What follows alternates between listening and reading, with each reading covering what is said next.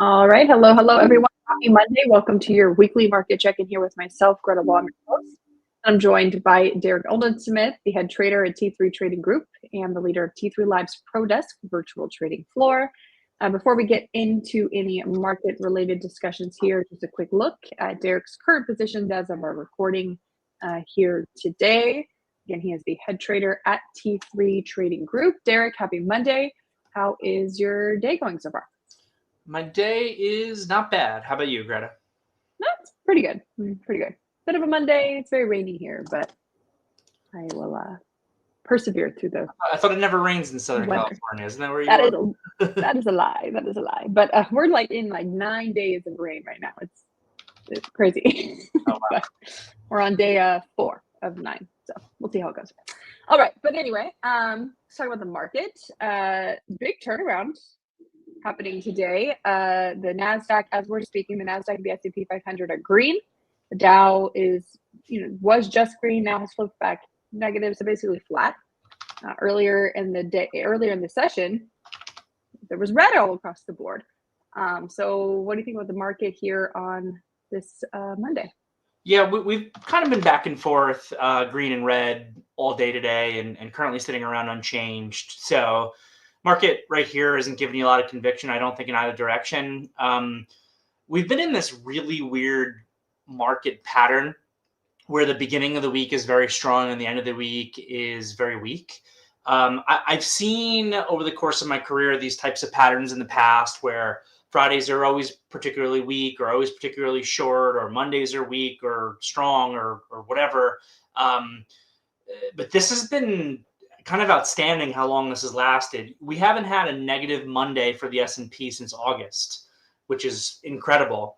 Last Monday, we were really strong. Tuesday, we got some continuation. But then Thursday, we were breaking back down through support levels. And by Friday morning, we were gapping down into what I consider to be extreme downside extension for the market. That got bought back up. So if you look at the bigger picture of the technicals right now for the S&P and the NASDAQ, they're very neutral. And the other thing I like to look at in conjunction with the technicals is the flow of funds. And the flow of funds are also, I think, very neutral. There's buyers present, there's sellers present from the systematic community, depending on what strategy you're looking at. You have the corporate buyback bid that's currently ongoing, but you've got all these macro worries that I think are causing a lot of the long only and long short funds to be a little bit more bearish and engage in some selling activity. But it's interesting because it's really difficult to be a bear in this November, December period. It's just so much strength in terms of the seasonality here. But we discussed briefly last week, there's a lot of reasons to hate the market right now at the same time. So it's like you've got these more macro reasons, I feel like, on why you should hate the market.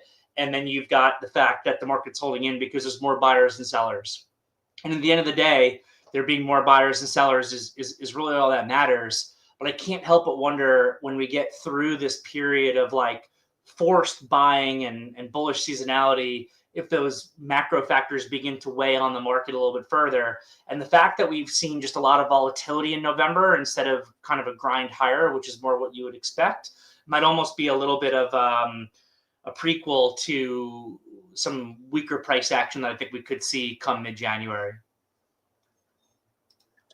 All right. The big news of the week is that it is NVIDIA earnings week. We're going to get that report from NVIDIA after the market closed on Wednesday, right? Let me make sure. Yeah, Wednesday. All right. NVIDIA, as of today, down over 1%, 1.3%, 1.4% nearly, right under 188. So if you want to, see you pulled up your charts. That's great. Let's look at the chart and talk about NVIDIA's earnings and what you're expecting. So NVIDIA is going to be a really important event. There's been some interesting things ongoing with NVIDIA recently. You have SoftBank selling out their stake, and that just could be to raise capital to invest more in OpenAI. But you got SoftBank all the same selling out their stake. You got Michael Burry coming out with these relatively large shorts in both NVIDIA and Palantir. And then you saw this morning that Peter Thiel sold his entire NVIDIA stake. We're talking about a $5 trillion company here, and I don't. When you look at like the forward PE multiple of NVIDIA right now compared to history, it's actually not very expensive. But the question is, do we see a growth slowdown? Do we see margins compressed? Do we see additional competition that comes in NVIDIA? Do we see a broader slowdown overall in the AI theme? In which case, a PE multiple is just a multiple. The multiple can stay the same, but if revenue and earnings growth deteriorate, then the stock ends up at a lower price. And we are talking about a $5 trillion company at this point. So, in terms of just measuring NVIDIA based on previous forward PE, I don't think it's necessarily expensive, but I've got some concerns here. And clearly, so does Peter Thiel, and so does Michael Burry, and so does SoftBank, and so does some other smart people. At the end of the day, the technicals tell the story. 180 is the key level. 180 is the key level for NVIDIA. It was so important in October. And I think that was the period here. When you look at this kind of 185 resistance that NVIDIA had in October for a while, I think that was actually SoftBank selling their stake. And once they were done selling their stake, you had this big run higher in the market that led to their tech day that they had in Washington, D.C., which has basically ended up being the top of the stock at that point. And it hasn't traded well since then. But 180 is the key spot. And I'll tell you why NVIDIA is so important. Obviously, it's the largest market cap of any company in the history of the world. But 85%, I think, of the S&P's gains are coming from AI this year. And I think if you were to strip out AI from the economic numbers, you'd be looking at GDP trading at around 0 for 2025. So it's this circular thing of NVIDIA being so strong, AI being so strong, that's holding up the stock market, that's creating a wealth effect, that's holding up an economy that otherwise is doing very poorly. And if you take out the AI factor, if we ever lose this, then all of a sudden you got big problems. And I think we've discussed in the past, I do think that AI is in a bubble, but that's not a timing signal, right? I can't just say, hey, AI is in a bubble, so everybody go max short their account right now and get ready for that 180 break of support and let's make a lot of money. I don't think it necessarily works that way. That's not a timing tool. The technicals are a timing tool. So we'll see if there's any cracks in NVIDIA on this earnings report. I'm not certain that there will be. And then watch 180 on the downside. If we really get below it and hold below it, you're looking at a character change for the market. And that character change for the market could overwhelm the buying that's coming from the corporate buyback bid and everything else. That's how we really deteriorate lower. But I still think it's more of a 2026 story. With how earnings season has gone so far, NVIDIA, of course, at the very tail end of earnings season, it's the most important report for this market, but comes at the very end. But you have a lot of, reports over the past few weeks to kind of gauge how market reaction might be to this report. Of course, it could be totally different because it's NVIDIA. But with that backdrop of what we've seen from all of the other Mag 7 companies, what is that?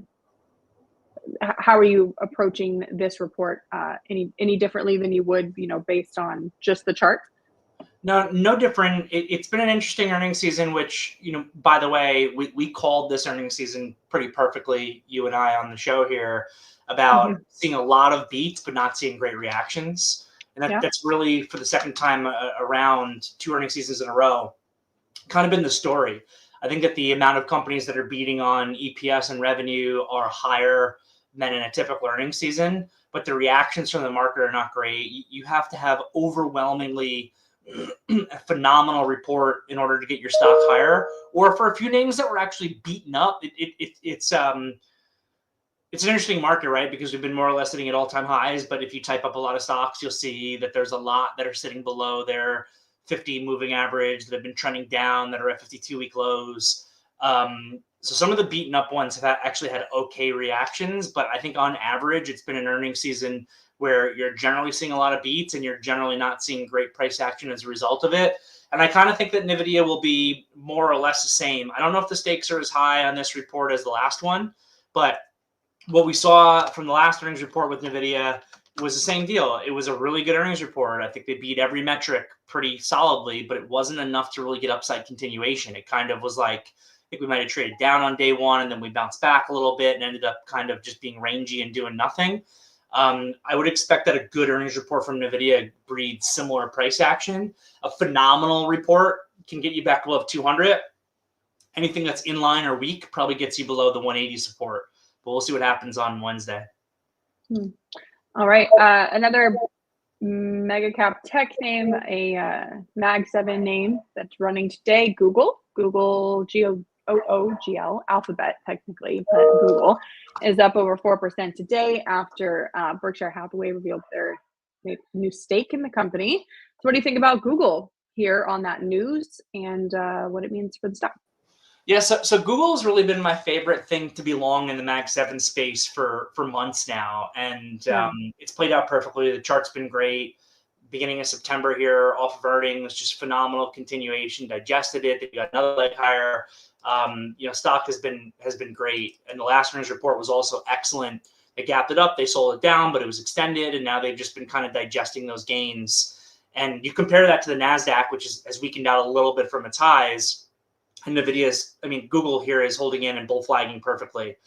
And then it gets the Warren Buffett bid, which is incredible because we all know that Warren Buffett is being extremely selective on what he buys right now.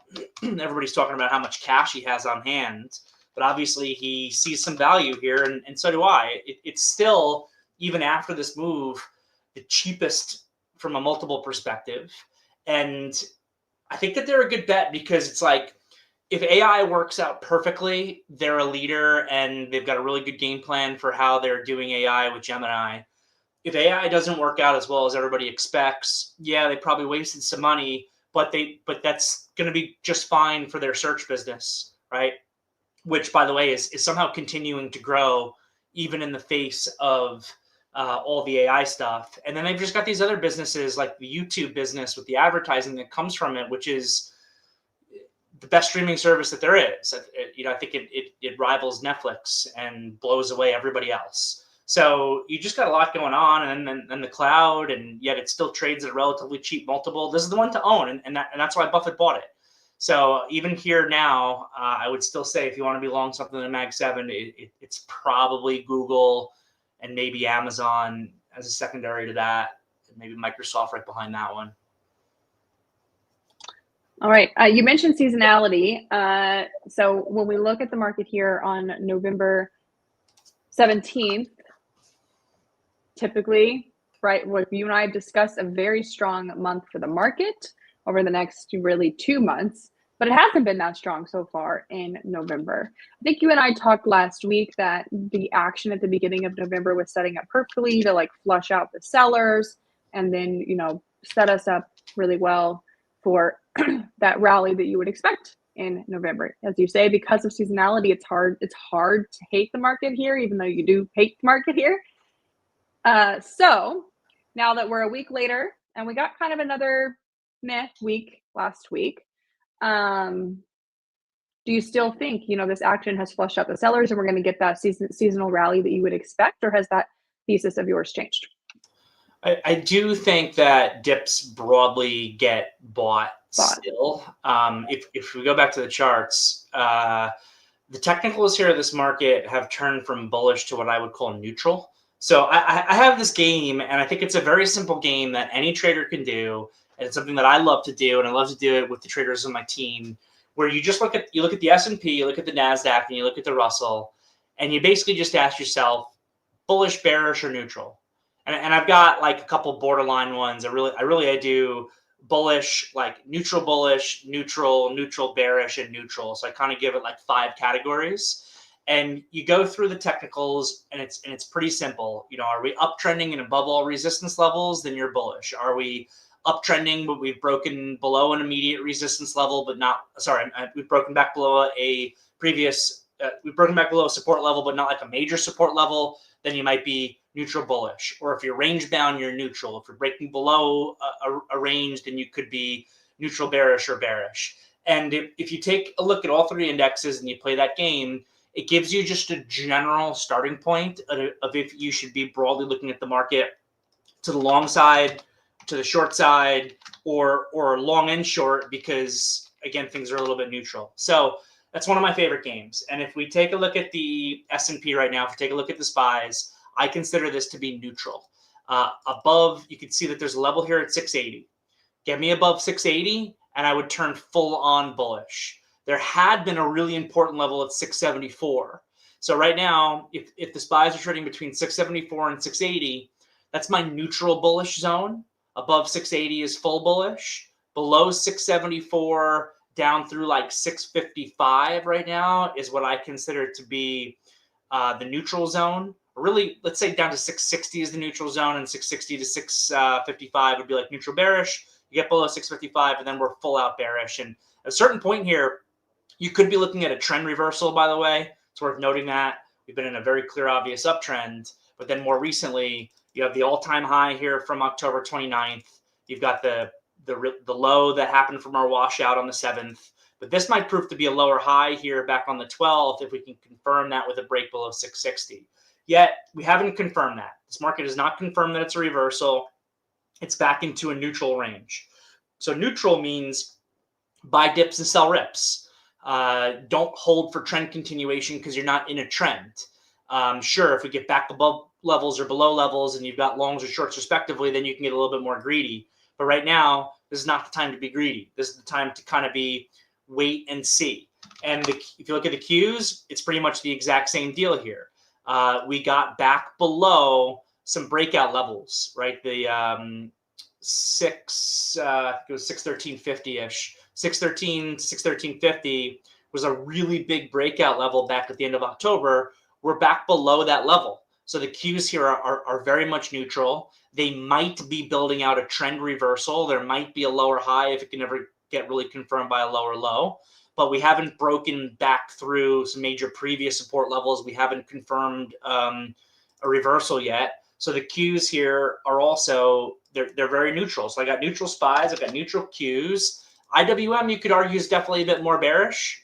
They got back below levels into the range to get more neutral. And then since then, they've broken below some more important support levels. The fact that we're below the October 10th low makes the IWM honestly bearish at this point. So 2 of the 3 indexes that I look at are neutral, and one is bearish. So what does that mean to me right now? It means I should probably be a little bit cautious.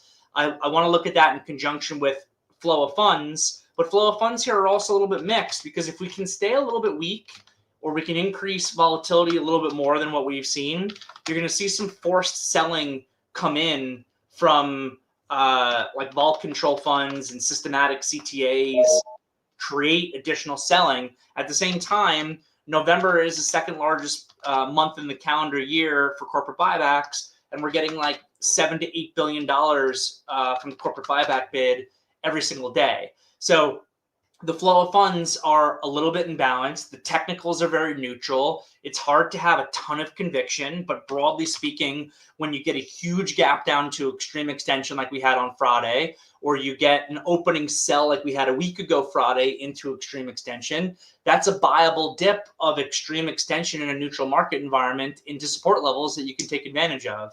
So I think that bigger picture, we're kind of in wait and see mode here. I've got a million reasons. Well, really, I've got 10 kind of major reasons why you could be super bearish. But it doesn't matter how bearish you want to be in theory. If there's more buyers and sellers, or equal buyers and sellers, you're not going to go down. And right now, things, they look pretty equal. They look pretty in equilibrium. So we need time to move us forward to see if we can break some further support levels or get back below some previous resistance levels to confirm whether this neutral market is working its way towards bullish, in which case let's look for that end of the year rally. We're getting back above SPY 680, or hey, you know, there's really some cracks coming in under the surface because we're losing 655 in the SPYs. All right, so overall you're leaning neutral on the market, but you yourself, like you said, you got a million reasons you could be bearish. There's definitely a stock pickers market. You know, you can't just see one trade move and say, oh, okay, now that whole space is going to move with that one name. It's just that's not working in this market. You really got to be picking the right stocks. So are there any charts that you individually are looking at in individual names that are interesting to you? Yeah, I still really like the idea of being short kind of these momentum leaders on this market. So when you think about like the quantum stocks, the rare earth stocks, maybe some of the crypto related stocks, I haven't traded the crypto ones as much personally. I still like the idea, honestly, of pounding them to the short side as long as you're not chasing. At this point, so many of them have gone so far that they're a little bit chasey here, but I've got them all on the radar to short bounces. RGTI, 25 was my target, so I just got out of it. It was a great trade. We caught the whole down move on this thing. I don't think it's done going down, but this stock could really use an oversold bounce. It's just been getting obliterated. It's pretty extended away from the moving averages. So I'm watching the RGT eyes of the world to see if we can get a bounce back that can potentially be shortable. Or OKLO is one that I am short. It's not as extended. But this is one that I keep trying to hammer further to the short side, see if we can get a move back to $70 to $80 on this thing. I think is reasonable as long as you're not chasing price too much. If you look at like SMR, here's another one. I had been short this name back in the 50s. I'm out of it now, but I can't chase this short further at 2150. Even if I think it's going to 10, even if I want to be short this thing. I need the bounce back or the big bear flag or something like that to give me a good risk reward setup to get into it. So broadly speaking, I still like a lot of these zero revenue companies. Quad U is another one that I still have a short on. I want to see if this can break some other levels, or we have been looking at UAMI at a certain point. I'm out of that position, but this thing might set up again. I still think that these are generally going lower. And then in Mag 7 land, we'll see what happens with NVIDIA. But there's real winners and losers, I think, in Mag 7 right now. I hate how Meta looks and how bad it's been trading. It's been really gross ever since that earnings report. It's another one, though. I don't want to chase downside. I was really hoping a week ago when the market put in that bottom that the Meta bounce is going to be big enough to get it into the 640 to 660 area where I would look for a pivot high to be able to short versus. It's been so weak, it couldn't even bounce back enough for me to get that spot to be able to short. And here at 604, while I don't like it at 604, it's a little bit too extended to chase downside. But that's an AI loser is what that's turning into. That's still shortable on bounces. Oracle is another AI loser. It feels too chasey here, but bounce me back to 640, and I can look at this again on the short side. Where some of the others we mentioned already, Google is one I'd rather be long than short. Amazon overall is one that I'd rather be long than short. Microsoft's a little bit more neutral. If you can get above 512 to 513, I think it looks pretty good on the long side again.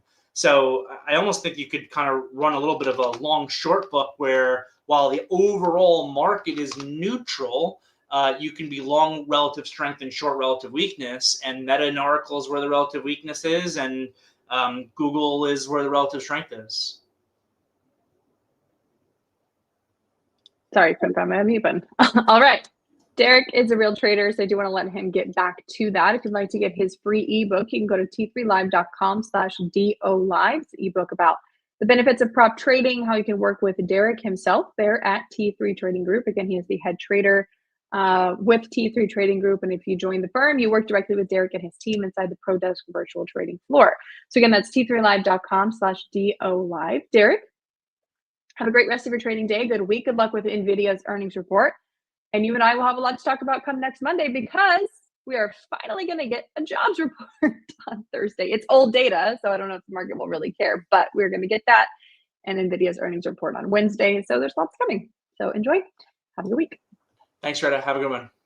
All right.